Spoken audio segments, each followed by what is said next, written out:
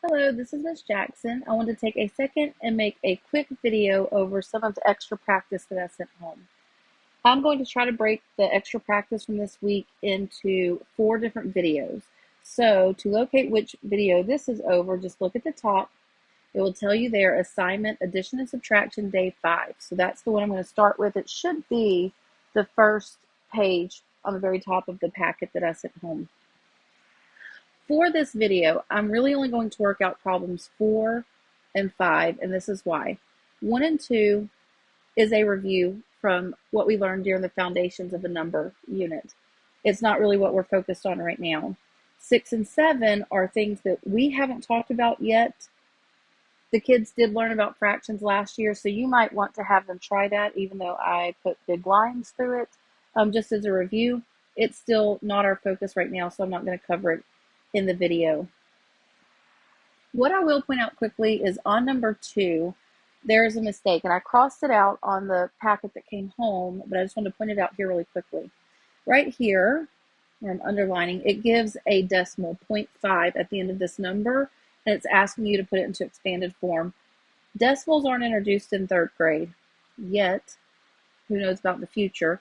But as of right now, we don't do decimals. That's a 4th grade thing. I'm going to assume that was just a mistake and not some sort of foreshadowing as to what's to come, and I just marked those out. Okay, that leaves us with problems 4, 5, and 6. We're going to look at 4 and 5 today, and then I'll talk about 6 before the video ends. Problem 4 says, Robert collected 63 eggs on his farm. What is the number rounded to the nearest 10? In 3rd grade, we start to round, and I like to have kids round on a number line, and there's a very specific reason for that. When we can create a number line to round our numbers, it makes what we're doing very visual. The kids can see what we're doing, and it helps them understand more, how does this number round and why. And so I'm going to show you what that looks like. When we create our number line, and I'm going to do it in the space down here. I know that's not the correct problem, but it's where I have some space. We start with just an open number line. We are going to need 2 benchmark or endpoint numbers. And since we're rounding to the nearest 10, because that's what it tells us, these numbers are going to be 10 numbers apart. We're going to look at our number and ask ourselves, how many 10s are in the number 63? Well, there are 6 10s for a value of 60. What's 1 10 more? 70 would be 10 more. 60 and 70 are the 2 10s that 63 falls between. Those are what we want for our benchmark or endpoint numbers, the number at the front and the number at the back. From there, it helps if we add what's known as the midpoint. The midpoint is going to be the number that comes halfway between our 2 benchmark numbers. That's going to be, in this case, 65. To find a midpoint, you take the distance between your 2 benchmark numbers. In this case, it's a distance of 10, and you divide that in half. And that's what your number is going to end with. So in this case, halfway between 60 and 70 is 65. Let me see if I can delete part of this without deleting all of it. That's pretty good.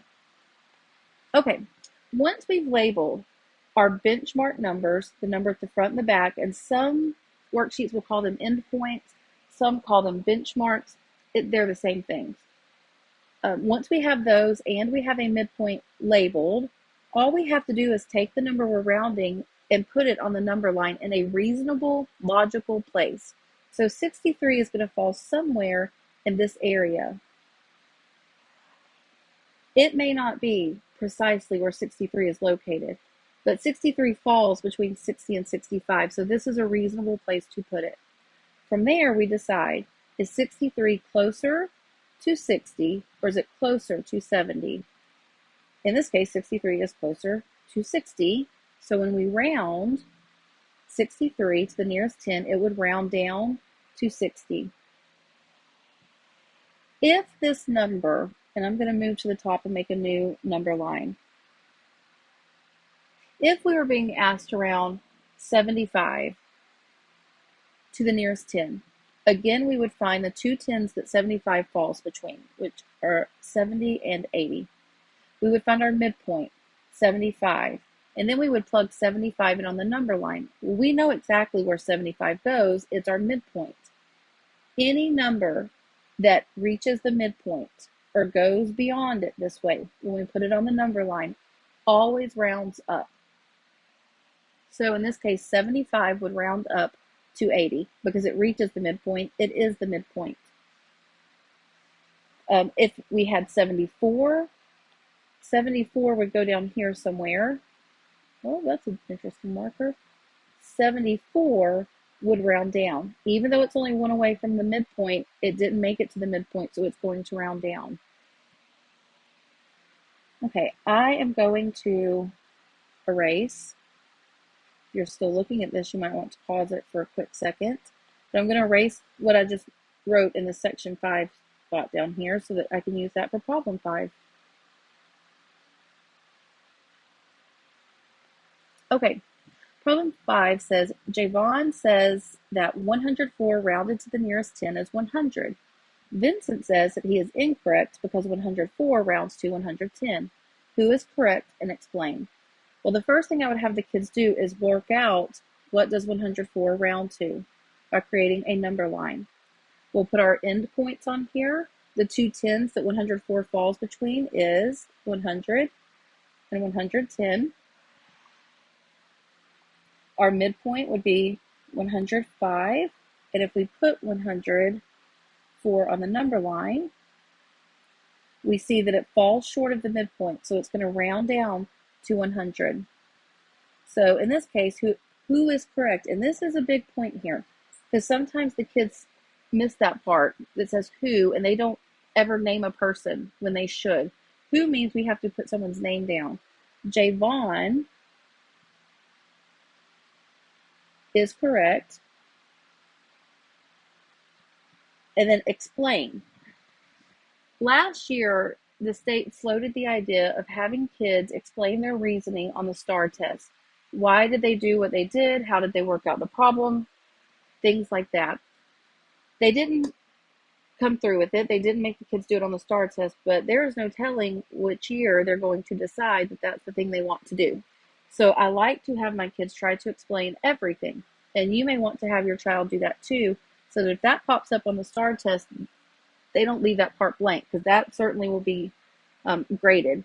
Did they explain clearly enough? So in this case, Javon is correct because 104 is closer to 100 than 110. That is a reasonably good explanation for now. Okay, problem 6, I'm not going to work out on here. Problem 6 is going to ask you to identify the numbers that have been correctly rounded to the tens place. And this is the one thing I want to point out. Circle 4 correct answers. This is just stumping our sweet little babies, because even if I stand in front of the class and tell them, circle 2 answers, circle 4, whatever the question asks for, I still have a good chunk of friends that turn in papers with only one answer circled. If it says circle 4, you have to find 4 correct answers. You can't just circle 1 and stop, and they are not used to that, and you can tell, and it's just taking its toll on them and on their sweet little grades. So you may want to talk to your child about paying very careful attention. In 3rd grade, we start getting problems where there are 2 and 3 and 4 or more answer choices that are correct. Sometimes it won't even tell you how many are correct. It will say, click all that apply, click all of the correct answers, things like that. We have word problems that have 2 and 3 parts to it. So it's not a answer the first question and stop. You have to really thoroughly read the questions to make sure you have covered every part of that question. Okay, one last thing that I want to do on here, and it's not on the page, but I would like to find a place to just look at this quickly. I guess we'll do it back at the top, is to look at how to round to the nearest 100. Because in third grade, we round to the nearest 10 and we round to the nearest 100. That is about all that we're asked to round to so far. If we have a question that says round, I'll say 1,214, to the nearest hundred, it would look like this. You'll start with your number line. Just like when we rounded to the nearest tens, you're going to put your benchmark numbers on the end. To do that, you look at your number. Sometimes I'll circle the place I'm rounding to or underline it and say, there are 2 hundreds in this number. One more than that would be 3 hundredths. I always ask the kids at this point, where does 1,214 go on this number line? And they are very good at telling me it does not, Miss Jackson. You have to go back and put the thousands back on the number. And they are correct. That is a fairly simple way of finding the 200s that whatever number you're rounding on falls between. Just like when we rounded to the nearest tens, when we round to the nearest hundred, we need to find the midpoint. Like I mentioned earlier, we have an interval here of 100. Half of 100 is 50, so my midpoint is going to end in 50. In this case, it's 1,250. The last thing I have to do is place my number on the number line in a reasonable place. 1,214 is going to come somewhere before 1,250 and after 1,200. This may not be the exact precise spot, but it is close enough for me to do what I need to do. From there, I can see that I have not reached the midpoint. This number is going to round down to 1,200. You may want to have your child round all sorts of numbers for you. And we don't just round 2-digit numbers or 3-digit numbers or 4-digit numbers. It is very possible they could see tests and assignments where they have 5-digit numbers or 6-digit numbers that they're rounding to the nearest hundred or the nearest 10. So that might be something you want to break some paper out and practice. Lastly, rounding on a number line is very different than what I did growing up and probably very different than what some of you have done. When I was a kid, we rounded like this: 63 to the nearest 10. I'm looking at the tens place. That's what I want to round to. I'm going to circle the number after it. If it's 5 or more, then this number would move up to 70. If it's 4 or less, the number bumps back down to 60. And there are some kids that are going to understand that, and you may want to show that approach to rounding to your child.